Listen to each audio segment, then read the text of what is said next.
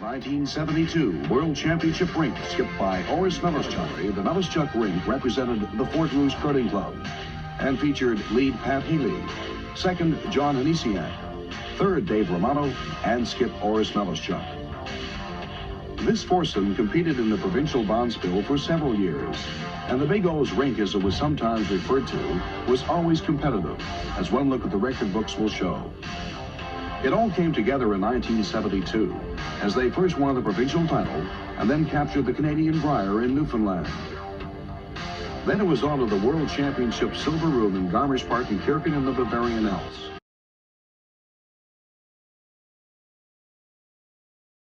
The lead on this foursome that brought honor and distinction to the Fort Rouge Club, to Winnipeg, and to Manitoba was the coolest of its personalities. If there was a volatile air about the team, it didn't come from Pat, who went out and did his job with competence and precision, game after game.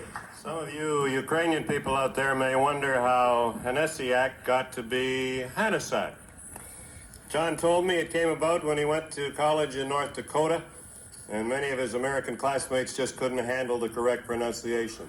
So Hanesiak it became, and John never discouraged anybody and never changed it back.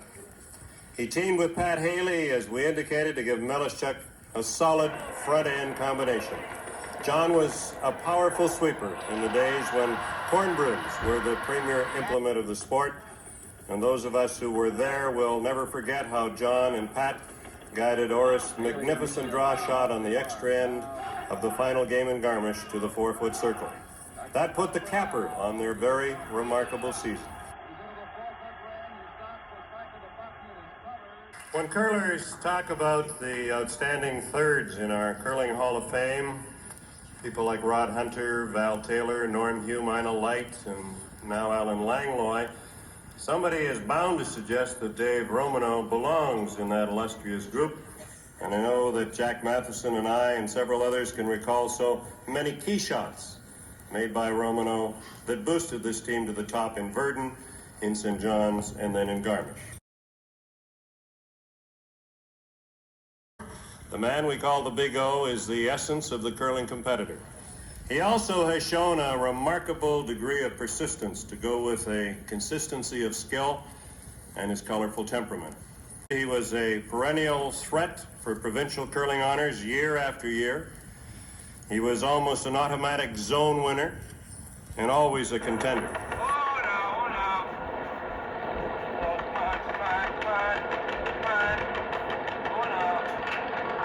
Meleschuk would draw weight near the tee line.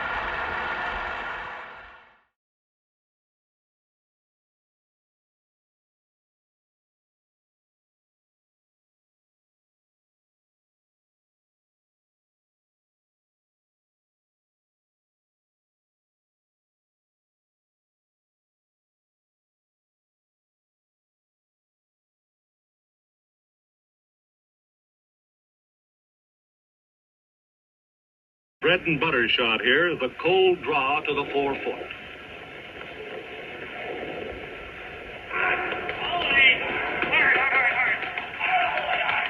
Front end, works the brooms. And that's the way you get to the Brier. And so, with a 9-1 record, Orest Meleschuk and his rink of Dave Romano, John Hanesiak, and Pat Hailley from Manitoba have won the 1972 Canadian Curling Championship.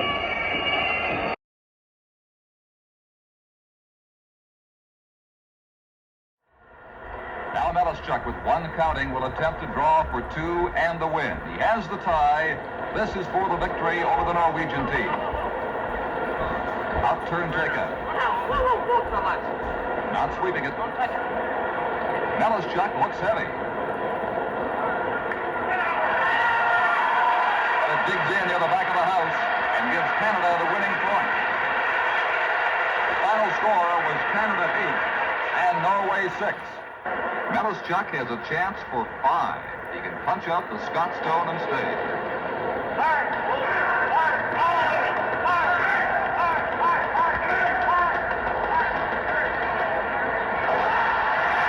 got it.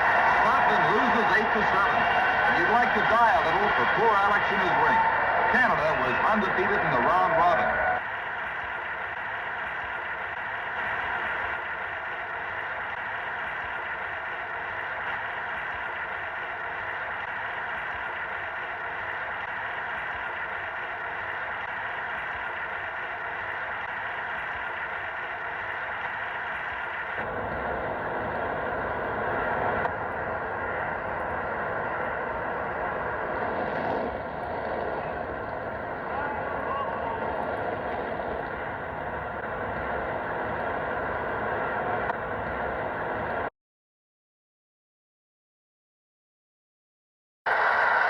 The entire week of heightening pressure has now boiled down to one shot.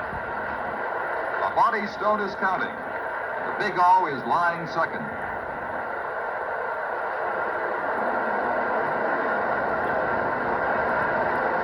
The Big O has to hit the shot block straight on and stay if he wants to count two and force an extra end.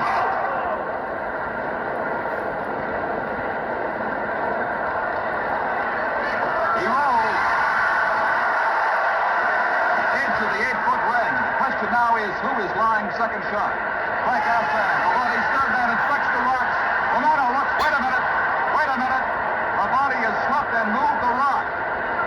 Labonte has jumped in the air and moved the rock. Romano's request for the 10th end measure was perfectly legitimate. In the confusion, no U.S. player had acknowledged to the officials that the rock had actually been burned.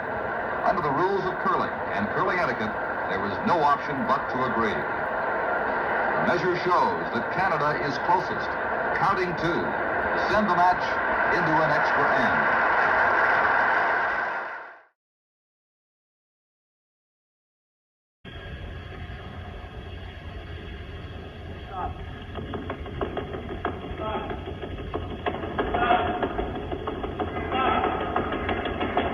Hailley and Hanesiak pushing awfully hard. Now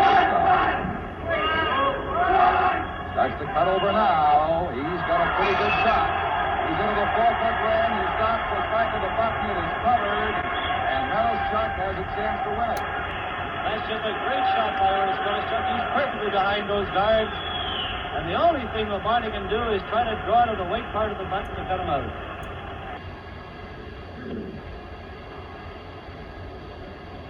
That's where they want it. That will give them the win. And he is. He's taken Orest head full, half the 8-foot. Here it is.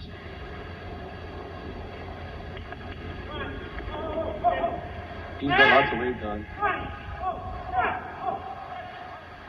He's got lots of weight. He's missed it, I think. Unless it really digs in here. Yes, he has. He's gone right by. Canada will win it again. The World Curling Championship on the 11th and extra end. A victory by a score of 10-9. And Orest Meleschuk is the 1972 Silver Broom champion.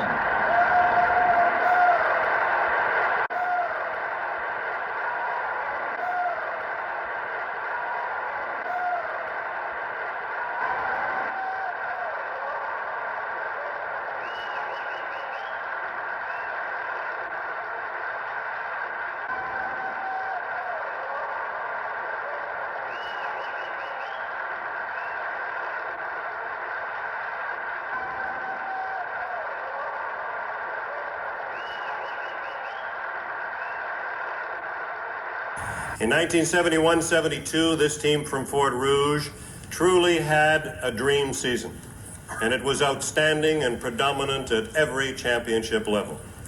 From the point when the foursome advanced out of the Fort Rouge Club into zone playdowns, to its crowning 10-9 extra end World Championship victory over Robert Labonte's American team, the Meleschuk Quartet posted an overall record of 31 victories as against only one loss. The team was unbeaten in winning the Manitoba Consul's title that year in Verdun. It lost that one game to Bill Kent of Quebec on the way to the Canadian Macdonald Brier honors in St. John's, Newfoundland, and then won 9 straight games to complete their drive to the 1972 World Crown.